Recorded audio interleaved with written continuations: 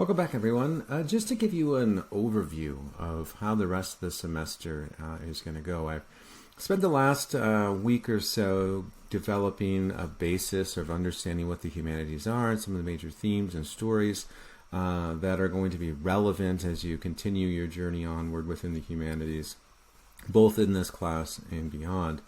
The rest of the class is going to be structured by breaking up each component within the humanities and examining them individually. So there's going to be a lot of information, but what I'm trying to do throughout the rest of the semester is to develop your language in being able to accurately be able to talk and discuss ideas within the humanities so that other people can know exactly what you're talking about, rather than referring to something as that thingamajig or that whatsoever, whatchamacallit or whatever. There's actually terminology within the humanities that we use, and in order to have people understand what you're talking about, and in order to let people know that you actually know what you're talking about. It's important to have that language and that development. And so we're going to take a look at art first, and then we're going to move to literature. Then we'll take a look at drama, and then music, and then we're going to end the semester with film. And I'm going to take a look on each of them, and being able to learn how to analyze and how someone within that field sees and interprets the language that they use, and so you can see through their eyes and understand why it's important, and at least be able to appreciate it on a deeper level. So hopefully this will enrich your experience as you appreciate the arts for years to come. And so we're going to take a look at the analysis of arts first, and just to kind of think about that within the context. Have you ever, watched one of those movies or a TV show and you see some, hoity-toity guy in New York who is going to an art show? He's probably generally wearing a turtleneck or something, and comes off very arrogant, and he stands in front of a painting and he says, the deep milieu of the inner soul is being expressed through these, these brushstrokes, and conveying the inner emptiness of humanity. And so you kind of get all of these, deep kind of thoughts, and you wonder, well, does this guy really know what he's talking about or not, right? So what I'm going to teach you through this lecture is to know whether someone is just full of it or whether they actually know what they're talking about. And so I'm going to give you a bunch of terms. These terms you're going to find online, and so I'll just kind of show you what they look like. I'll put this document online, and so I'll just kind of go through each of these individually. But we're really going to think about how to use these terms in order to then apply them to the arts, right? And what we're really thinking about is how to, as we use these terms and we apply them to art, what is the artist saying about the human condition? What is he answering about what is beauty? Or what is he or she answering about what does it mean to be human? Where am I going, and why am I here, right? And so we're really thinking about the deeper components, and artists will use certain techniques, right? Certain strategies in order to convey specific feelings, because they know that those strategies convey those feelings. And so we're going to take a look at what those strategies are. I want to start here, and I want you to take a look at this image, and I want you to pause the video, and I want you just to think about what story is being conveyed here. Now, I'm not going to tell you anything about it. I just want you to take a look at the action, about what's happening. I want you to think about who you identify with and why within this particular story, right? What's the young woman doing? I mean, we kind of know what she's doing, okay? But okay, a better question is, why is she doing what she's doing? What's going on with the man, or what happened? And what's the old lady who's on the far right? What's she doing within this particular image? And so think about the mood, right? What's the mood of this particular image? What story is being conveyed? What feelings are being evoked, right? And so this is, again, just getting us to think about, some of the deeper components to this particular work. So as we come back, so hopefully you've taken a few minutes to think about the mood, because that's really what's going to be important about studying the humanities, is slowing down our our thought process, throwing down our visual process, and actually looking deeper. And that's going to take some time on our part. We can't just rush through it. I know society wants us to kind of rush through our degree, rush through, we have the fast food, we have it, the drive-thrus. Everything is supposed to be as fast as we can do it, to do as much as we can. But as we do that, right, we have to think about, really, are we appreciating life, right? Or are we missing some of the finer details? And so part of the humanities is kind of slowing down and looking at the finer details. And so hopefully you'll think about the mood of what's being evoked here, right? So what's happening. As I've taught this image over the years, I've generally found that most people, I can't say it's everybody, because there's always, a few people out there that go rogue, but generally people identify with the woman, right? Which is interesting because she's actually murdering someone. Generally we don't murder, people and identify with the murderer, right? So what that brings about is, why is it that we're supposed to identify with her? And the people who say I identify with the young woman are not wrong, right? The artist of this, his name is Caravaggio, wants us to identify with her. And so subtly, right, we are kind of drawn into this world, giving emotions to us that we don't even necessarily realize, and all of a sudden we know that we're supposed to identify with her and not the guy who's being attacked, which is kind of an interesting mindset. So Caravaggio implements these subtle techniques in order to do this. One of the techniques, right, is we think about the colors, right? What colors are being evoked, right? So we see one of the images that we think about her is the white that she's wearing, right? The white shirt that generally represents purity and innocence, right? And then we kind of think about the red. What does red generally represent? Well, we kind of all know, right? It's passion.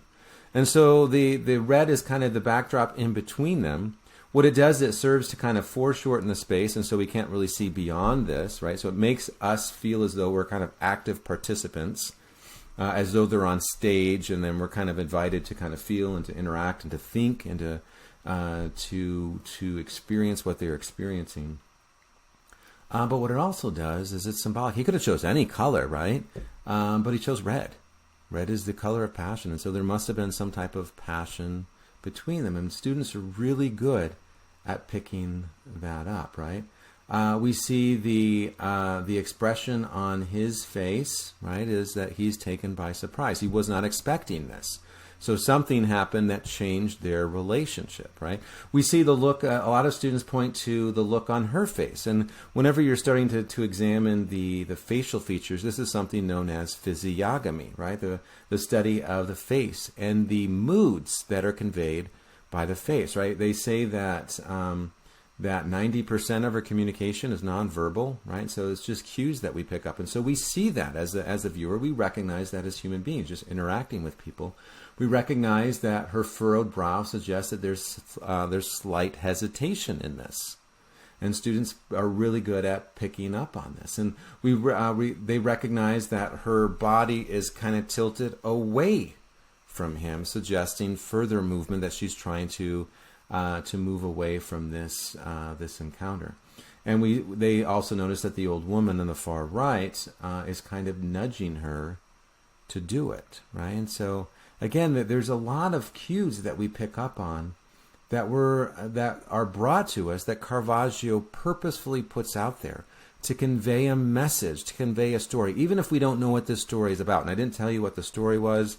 I just told you this is an image, and I did that on purpose because I want you to pick up on the subtle techniques that artists use. What I want to convey to you, what I'm going to argue, is that with master, there are no accidents, right? With masterpieces, there are no accidents. Everything is very carefully designed over a painstaking, laborious, several-year process of going through different drafts, going through different renditions in order to get the exact mood and feel that an artist wants, right? So that's something to consider. Generally, that's something that we don't think about. We just think about, well, maybe the artist was accidentally kind of did this.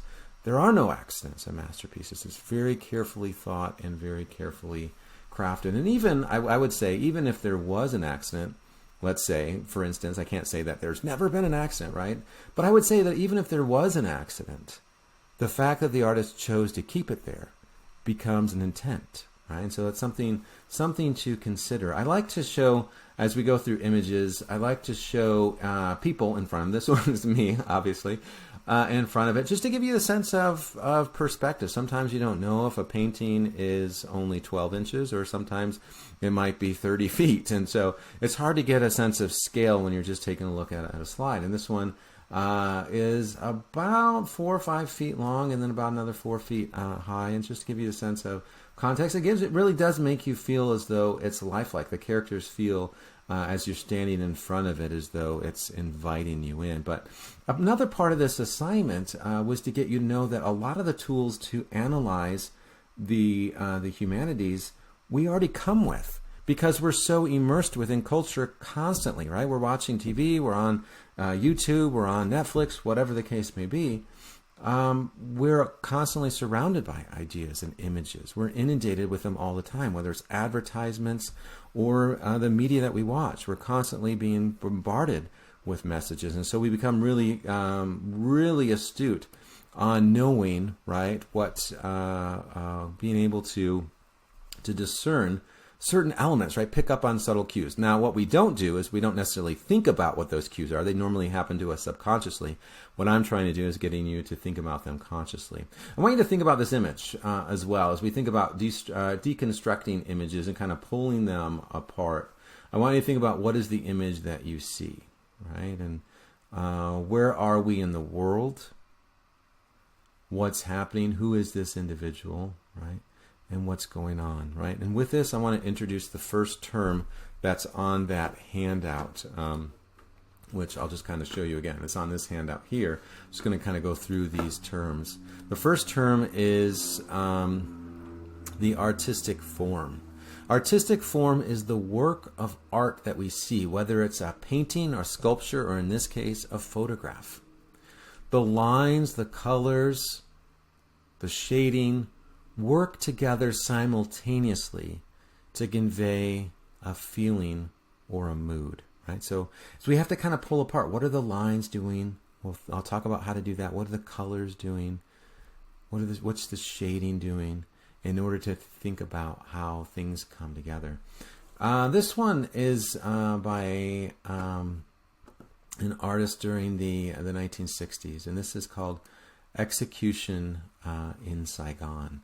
And what I want to do within this particular one is pretty graphic. This is the last moment before this individual here on the right is executed.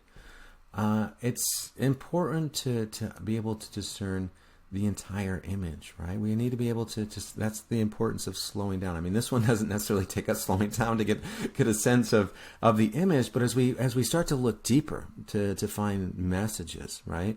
We're able to start to pull things apart and understand things on a deeper level. And that's what I'm going to ask you guys to do throughout the semester, whether it's art or literature or music or film. I'm going to ask you guys to look deeper, right? What's the underlying significance of this? As we take a look at the entire image, we start to realize that we're in Southeast Asia. We start to realize that we're in the 1960s in the inner city, and then there's a political conflict, right? And so we start to piece things together. It becomes quite important for us. As we take a look at other elements, right, within the artistic form, it's important that we do look closer, because if we don't, we might miss certain things. This is Hans Holbein's Holbein the Younger, the ambassadors. And we take a look at this, it just looks like two stately looking gentlemen who are fairly wealthy due to their wool and their velvet clothing that they're wearing, which was very expensive. And then they're kind of these ambassadors, they're going throughout the world. We see the globe in the background. They're associated with music, and so they're well read and well learned with the book and the lute that's in the background. And so we think, okay, that's pretty nice. But looking closer, if you look closer at the center bottom of the image, you'll start to see that there is a skeleton or a skull there, right? And so as you kind of look a little bit, turn your head to maybe the left a little bit, you can kind of see it a little bit better. If we don't look closer, we might miss certain elements, right? And we can certainly see that within Garical's the Raft of the Medusa. Here we see these individuals that were stranded in in the ocean, and they were waiting for their rescue. And some of them had to turn to cannibalism in order to survive. And I think out of the several hundred people that were on the boat, I think only about 20 or 30 of them survived. And so here's the makeshift raft that they had to make in the middle of the ocean, and a half-eaten corpse on the far left side of it, and this father here holding his dead son in his arms. But then, if we take a look, there's this kind of extreme, despair on the left-hand side. But then as we look towards the right-hand side, we see more jubilation and joy. These people are flagging something down. They have their shirts in their hand trying to get attention. These people who are kind of in the middle, that were on this side of despair, now kind of moving towards the hope. And if you look closely, right, again, you have to kind of pay attention to all the elements.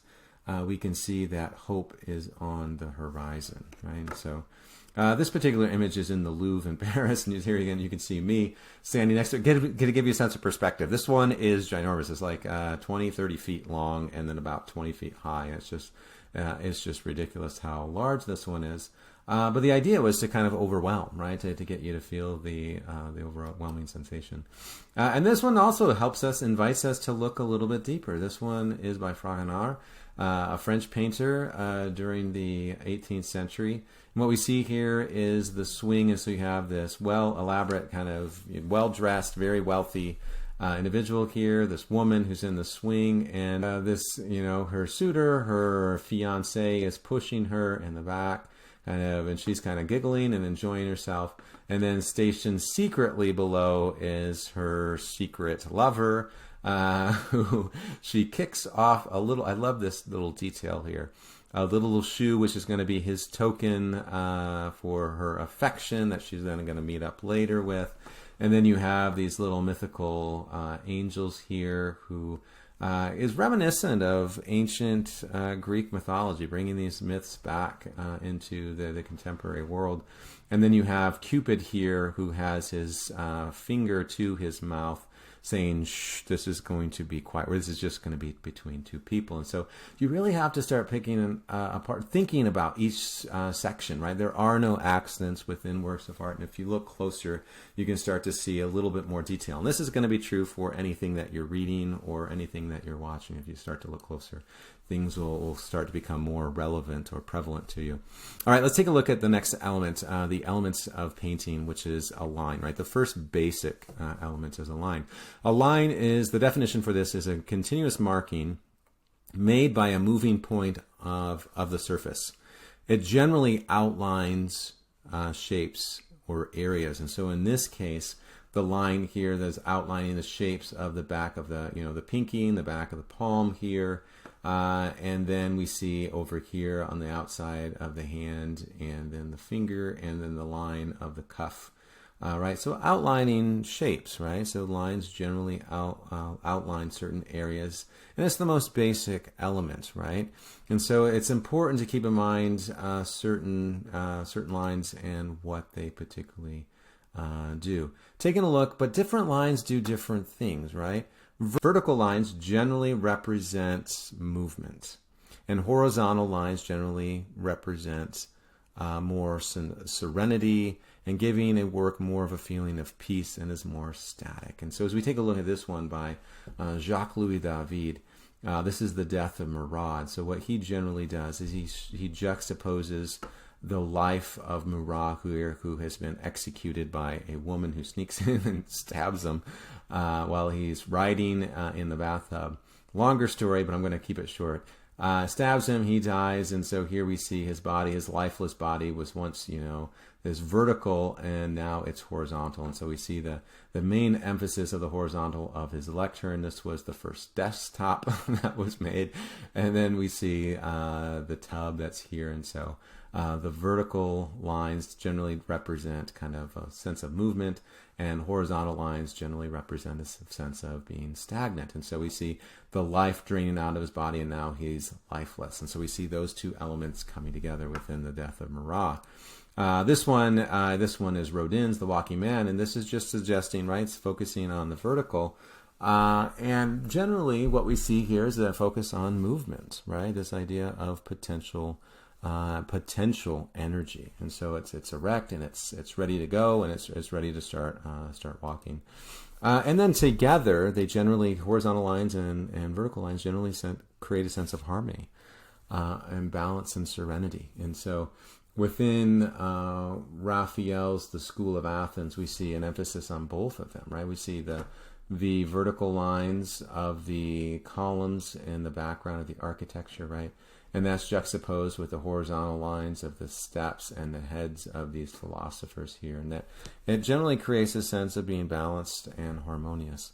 Diagonal lines suggest more dynamic movement and emotion, right? And so here we see Rembrandt's The Blinding of Samson, which is mainly emphasizing this idea of the horizontal line of the leg kicking out, the arm fighting against the Philistines that are trying to blind him, poke him in the eye, and then the diagonal line of the spear that's coming towards them generally demonstrates this idea of movement, right? This dynamic movement to create this sense of motion. And then you have Delilah and her diagonal line of her arm with the scissors in one hand and his hair in the other.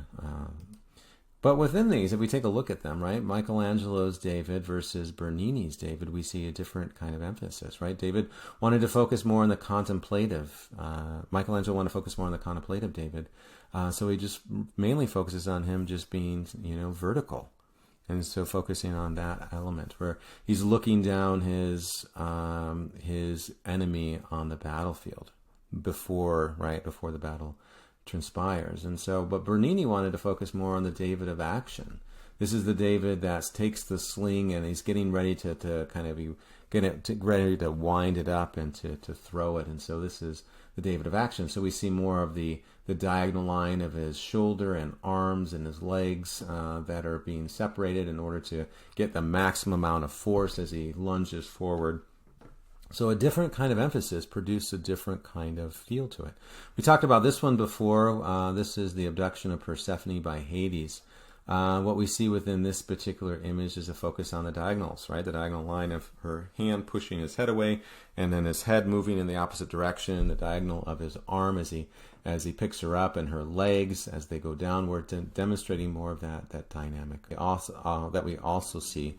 I wanted to talk about this particular image as well because it demonstrates what curved lines do, right? Curved lines generally soften a work of art. Here we see the more curved lines that give this more of a gentle touch. There's curved lines of her backside, right? The curved lines of her shoulder, the curved lines of her chin, the curved lines of his beard and his triceps and his abdomen.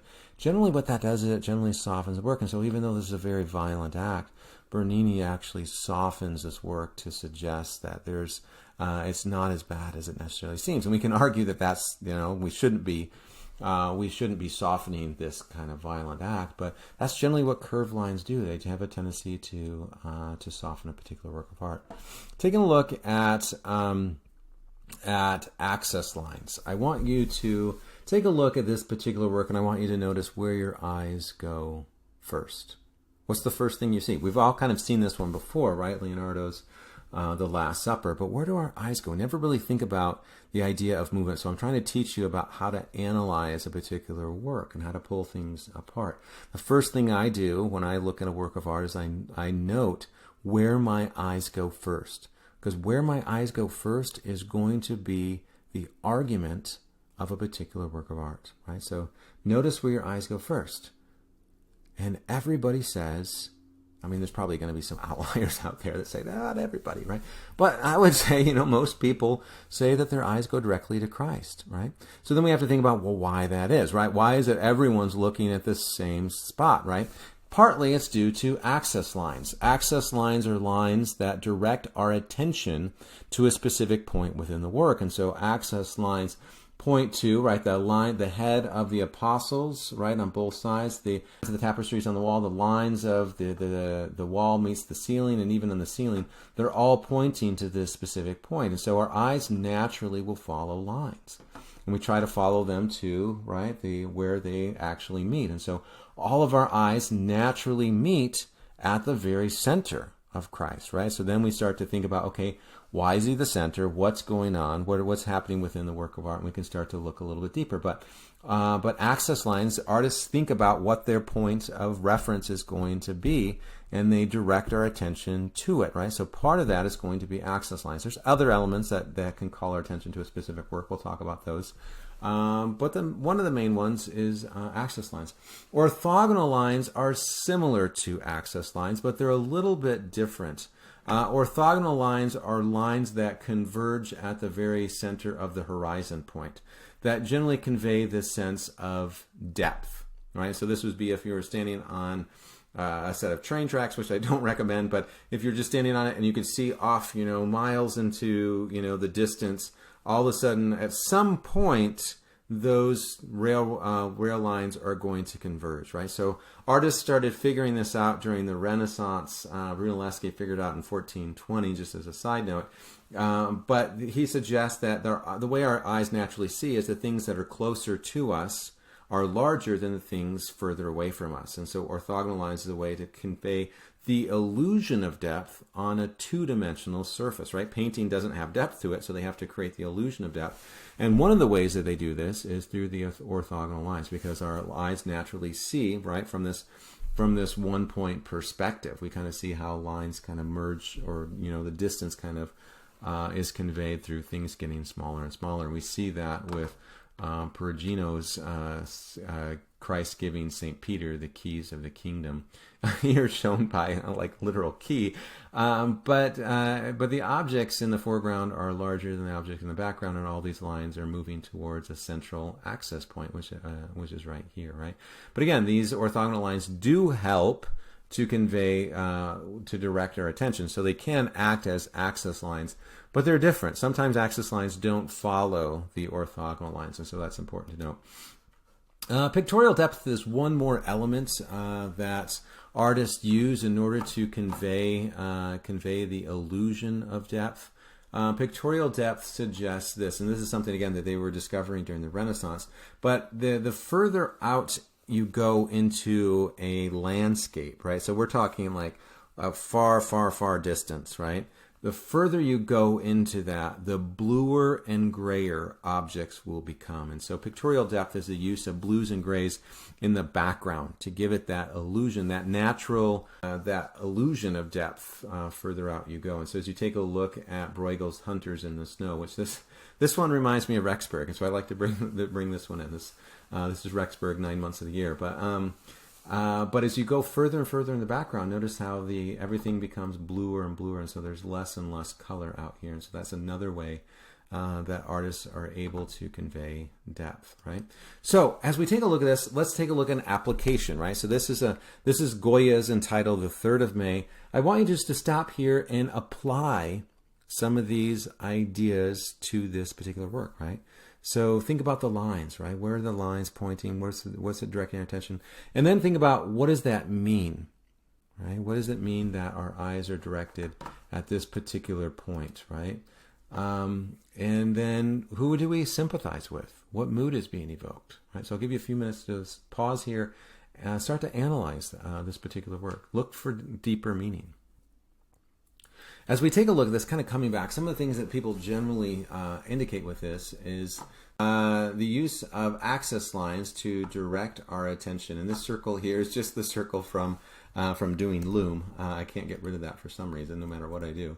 Anyway, neither here nor there, but the access lines direct our attention to this individual, right? So the lines of the guns point our attention to him. His hands here direct our attention to him, so he is the center of the particular work. And so that is one particular element. So he's supposed to be the focus, and his hands here represent something similar to what we would see with a crucifixion. And so we generally associate that with someone that's innocent. So generally we identify with this individual rather than, right, the army, right? Generally when an army is executing someone, it's because of treason, they've done something wrong.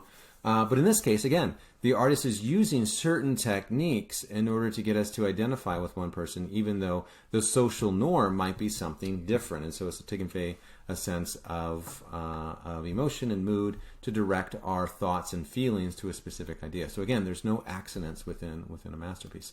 I want to take a look at color. Color is another element that helps to convey information and meaning to us. Different colors evoke different feelings, right? Blues generally evokes emotional distance or sadness.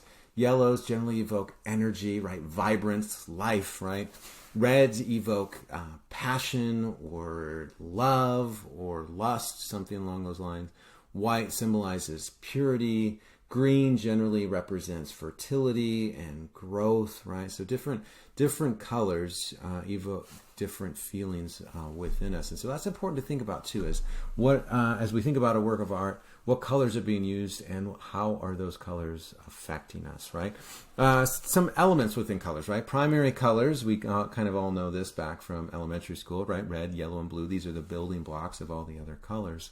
Secondary colors are what happen when you mix two primary colors together. And so, for instance, if you were to mix red and yellow together, you're going to get orange, right? Or if you were to, sorry, my mouse again, taking over. If you were to mix red and blue, you're going to get purple, or blue and yellow, you're going to get green, right? And so secondary colors are just mixing the two primary colors. Tertiary colors are when you mix one primary color and one secondary color, right? So this isn't a very good, I mean, the names here I don't necessarily agree with, but if you were to mix, for instance, red with a secondary color, primary color red with secondary color orange, you're going to get red orange. Not the best name, but you get the idea for that, right? Complementary colors, right, is different from complement. Like complement is, I like the hat you're wearing, or the dress that you're wearing is very pretty, something like that. That's a compliment, right? But complementary colors are different from that. Complementary colors are referring to the color axis wheel. These are colors that are complete opposites of one another on the color wheel. And so if you take a look at this, what's going to be the complementary color of red? It's going to be green, right? The complementary color of blue is orange, and yellow is violet, etc., right? So these are going to be the colors that have the most amount of contrast with one another. And this is used again and again. And in some ways it's used in order to provide that contrast so it stands out. And so one of these examples is Brave, right? Where we juxtapose the fiery red, orangish hair with her greenish blue dress in order to make it really pop, right? To make it stand out, to provide the most amount of contrast. But we also see this within sports, right? As we see the complementary colors, Stanford's colors here, and then also the Vikings or the Gators or Boise State, right? Using complementary colors in order to provide an extreme amount of contrast. Sometimes artists do this in order to provide a specific effect. If you take a look at Van Gogh's Night Cafe, we can see that there's a lot of complementary colors that are being used here, right? We can see the red of the wall with the green of the pool table, or the blue of the coat or the table juxtaposed with the red of the orange of the lights, right?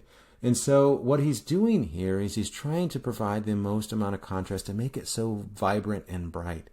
And what he argued about this specific work is he says, I wanted to depict something where people would go to destroy themselves at night. And so he wanted that vibrance, he wanted that energy, but he also wanted it to be something that's a little bit off-putting and off-settling. And so he's purposely using these colors, these intense colors, in order to provide a lot of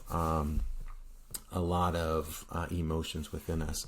A hue is the name of a color, right? A couple other definitions. Hue is a name of a color, like red, yellow, or blue is the name, right, of the color. Saturation refers to the intensity of the color to show the vividness or purity of the color. And so he uses a lot of intensity within this specific work to create that vividness. Value is shading. Value refers to shading, the amount of light and dark that a painting has, right? Generally, it's used to evoke certain moods or feelings, where there are light colors, generally has a lighter mood, and a darker color evokes a darker mood. And we know this from films, right? Lighter films generally, lighter lit films are generally comedies, and scary films are generally darker, right? And so we naturally have that contrast. And so Renoir's luncheon of the boating party is well lit, and it's supposed to be happy. It's just supposed to be friends coming together and having a wonderful afternoon, eating and enjoying one another's company. But as we take a look at Caravaggio's The Martyrdom of St. Matthew, we see the darker elements within this. This is what is known as tenebrism or chiaroscuro. Chiaroscuro means light and dark, right? It's Italian for light and dark. And so the extreme contrast of this. And so our eyes will naturally go to the lightest moments or lightest areas in a particular painting. And so our eyes naturally go immediately to the executioner who's standing over St. Matthew, who lies helplessly on the ground, right? And then our eyes kind of go around in a circle, and we kind of see these individuals who are kind of moving away from this. We see this young individual who's screaming and running away. And then we see this angel who has this kind of reed that's kind of reaching down to pull St. Matthew into heaven after he dies. And so we talked about access lines directing our attention. Another way that artists can direct our attention is through the use of lighting, right? And so part of the darkness here within this work is it makes it feel, right, that intensity. It makes it feel more dramatic.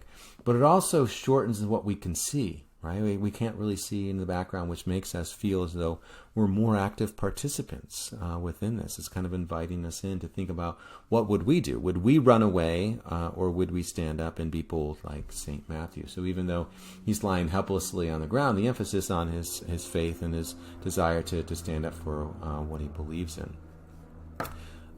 Taking a look at the composition and the relationship of elements together, right? Objects and how they're related to one another, right? And one element within this, the composition. So composition is where things are placed in a particular painting, right? So why is the person here placed? Why is this person placed over here? And generally within painting, they generally try to balance it in some sort of way. Not always, but so this figure is balanced over by this figure. This, the kid's balanced by this kid, right? These individuals are balanced by the angel, right? And then these two are at the center, right? So there's the composition of where things are in relationship to one another. Taking a look at positive versus negative motion. Positive motion is when there is a movement from the left to the right, right? And that generally produces a feeling of happiness, and that's upbeat. And what they found in the West, since we read from left to right, we carry that over as we interpret art. And so things that we perceive from moving from left to right, we naturally, subconsciously perceive that to be positive motion, right? So whenever we read, or even timelines that we do, we always go from the left to the right. And so within this work, right, we see kind of the empty space here, so our eyes aren't really looking there. We kind of look over at her, and she has this shiner. Something has happened. We don't know what it was, but it looks like she's pretty happy at whatever she's done, and it was worth it to her. She kind of has this scraggly hair. And then we look over here at the principal's office. And so although that she's in trouble, right, the movement towards from the left to the right is suggesting something is upbeat and happy. The lighting helps as well, right? The lighting is upbeat and supposed to be funny and whatnot. But Norman Rockwell kind of presents this idea of positive motion.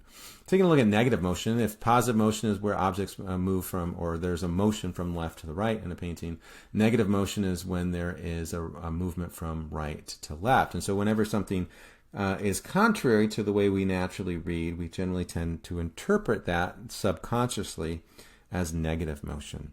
And so we see a very different feel here. Part of it, again, is the lighting, right? The more darker, dramatic elements to that. But part of it is the movements from the right to the left. And so we see the outline of the restaurant here pushing our direction, right? The eye, right? These access lines pushing our eyes this way rather than pushing our eyes this way, which produces a sense of sadness, which is exactly what Edward Hopper wanted to create, this idea of negative motion. Now, the question I generally get as we go through this in classes is as follows. in other cultures where they read from the right to the left, is that different within their art? And my answer to that is, I'm not sure. I haven't really done a lot of studies with that. But what I can say is, in the West, this is how we interpret it, right? Taking a look at the composition as far as balance. Balance is the equilibrium of opposing forces in a work of art within a central axis. And so the central axis is just the center, the very center of the painting, right? The top, from the top to the bottom, right, the center, and then from the left to the right, the center. So where both of those converge, right, that's the central axis. And so balance is the equilibrium of these opposing forces. And so thinking about a work of art on a scale, right, it's on a scale, if there are more objects on one side than the other side, it's going to have a different feel to it. But if there's balance, there's going to be the same amount of figures on one side as the other. And so as we look back to Leonardo's The Last Supper, there's going to be 6 apostles over here and 6 apostles over here. So it's going to provide that sense of balance, which makes it feel, right, harmonious, right? When we see an asymmetrical composition, there's going to be more figures on one side of the canvas than the other, as we see here with Lady Liberty leading the people, and this is kind of a part of the French Revolution. We have Lady Liberty here, who becomes a symbol of freedom, and the French are then going to create Lady Liberty and then going to give us a gift, the Statue of Liberty, based on that idea. But as we see here, she's having a wardrobe malfunction, but we can forgive her for that. But what we see is that there's an asymmetrical composition. So the figure that's supposed to be at the center is just off center just a little bit. And there's less going on the right-hand side than the left-hand side, which makes it feel, if you were on a kind of a balancing scale, this scale is going to tip to the left. And so generally when there's asymmetrical composition, it gives a feeling that there's something a little bit off to it, right? So it makes it feel that there's some problem, which in this case there is a revolution. That's why they're fighting, is to rid France of this particular problem. Vertical composition means that vertical lines dominate the picture plane. Often these are used in portraits, or in this case sculptures, right? So there's a vertical line. Horizontal compositions is when the horizontal line dominates a particular work, as we see here with Turner's landscapes. He does a lot of landscapes. Generally, what we see is the focus is on the horizon line, and so what we see is a more horizontal focus with landscapes than we do with vertical compositions with landscapes. Pyramidal compositions suggest that there are there is a pyramid within the composition. Generally, we see this a lot within portraits as well, right? So we see Mona Lisa's head, and then her shoulders kind of go out here, which gives it this kind of pyramid feel. Or we talked about Garical's The Raft of Medusa. We see this kind of pyramid shape here as well. And so pyramidal composition is another element to think of. Radial balance means it's kind of like a circle, right? And so all elements are positioned around the center, and so there's a similar amount of figures in one, if you divide it up into 4 quadrants, in each quadrant, which gives it a feeling of harmony and balance, right? So as we take a look, let's start to apply this, and so this will be kind of an in-lecture quiz for you, just to see as you start to think about applying these elements to art. As we think about this, which kind of composition do we see with Caravaggio's the head of Goliath, right? David with the head of Goliath. Is this formal or informal? Think about what that term means. And then is this vertical, horizontal, pyramidal, or radial, right? As we think about this one's by Monet. Is this one formal or informal? Is the composition vertical, horizontal, pyramidal, or radial? And then as we think about Magritte's treachery, or the false mirror, is this one formal or informal? Is it vertical, horizontal, pyramidal, or radial, right? So things to kind of think about applying these elements together. All right, thinking about this, another element that I want you to think about is participation. The participation is how much a work of art invites the viewers to respond to, how much it captures our attention. It charts how it makes us feel, or how it makes us experience a particular work of art, right? thinking about this particular work, this one's kind of interesting because it gets us to think about composition perhaps in a new way. As we take a look at this, this one's a common motif that we see within Western art. This is Mary, the mother of Jesus. Sometimes she's referred to as the Madonna. And she's sitting on her throne inside the cathedral, right? As we take a look at this, we think, okay, no big deal, but there's a problem with it. So I want you to think about, as we start to use some of these elements, start to apply some of them, I want you to think about what might be the problem with this work of art. And the problem is not necessarily an accidental problem, right? Masterpieces are done with everything in mind. But there is a problem here, right? A purposeful problem. I want you to think about what it is.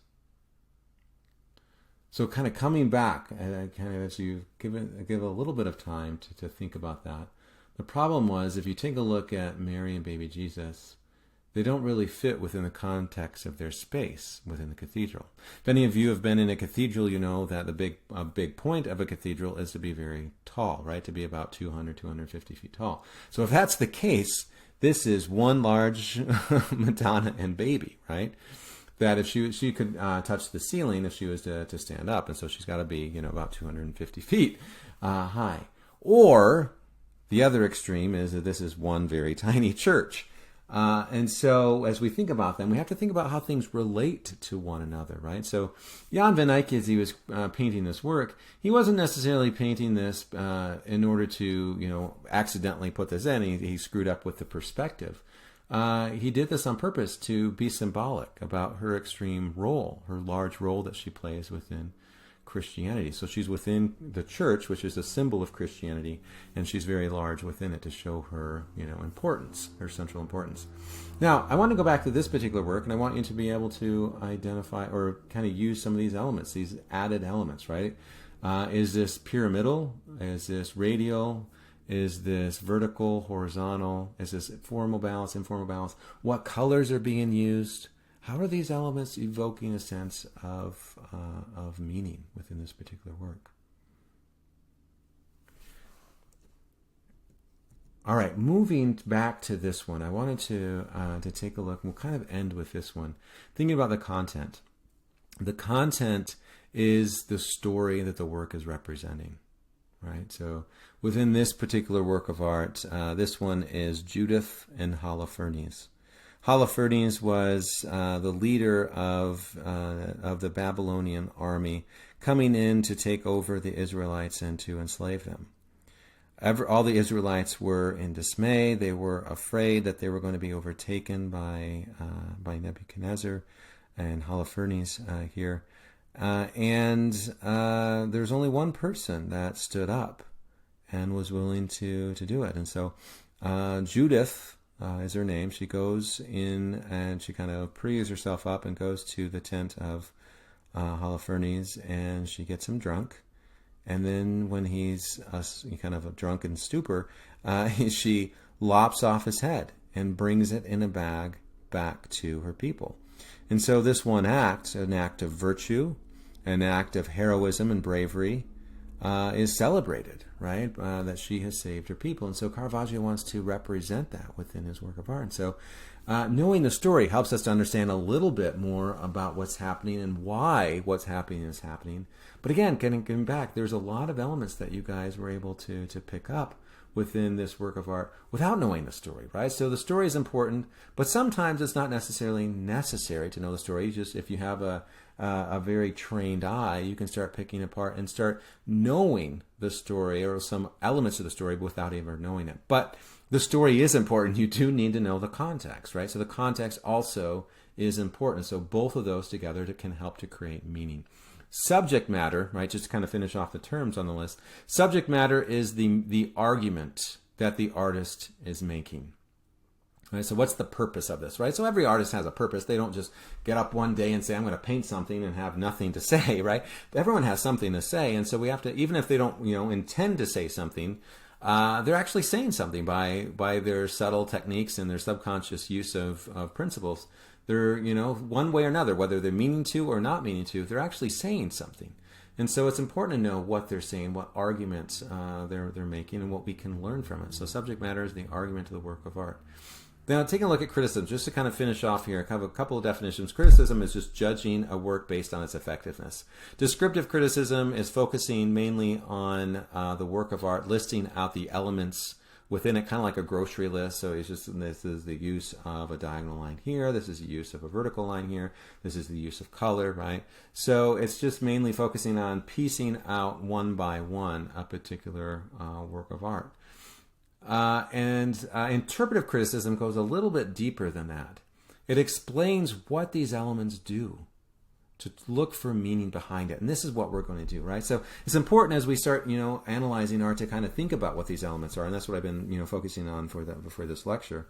But it's also important to note what effect they have. What's the meaning? Why is the artist using these specific techniques? And that's what interpretive criticism is. I'm going to ask you to interpret meanings and to make some assumptions and to draw conclusions. And that's going to be an important part of this class and your continuation of appreciating humanities beyond this class. The last one we won't get to this semester. This is a deeper elements of criticism. This is evaluative criticism. This one judges the work of art by its merits. It examines the form in relation to one another and examines the structure of the work and how it measures up to other images like it. And so, for instance, the evaluative criticism would be to take a look at Caravaggio's Judith and Holofernes and then weigh that against, say, for instance, Gentileschi's Judith and Holofernes and try to say, okay, which one is better? How do we evaluate, how do we to pick apart which particular work of art is, captures this element better. We'll do some of that in this class, but we won't really touch upon that. You'll probably get more to that in later humanities courses. So this is an overview to art criticism. Hopefully it's been helpful to be able to go through some of these elements. I want you then to apply these elements as we go through the Zoom and the discussion boards, and from here on out, start looking deeper and trying to pull apart elements to find what does it all mean and how is it affecting me. And that once we're aware of how it's affecting me, we stop becoming objects that are being, influenced. We start being or acted upon, and we start being influenced objects or entities that are able to act for ourselves. And so, hopefully, this is going to help us on that journey.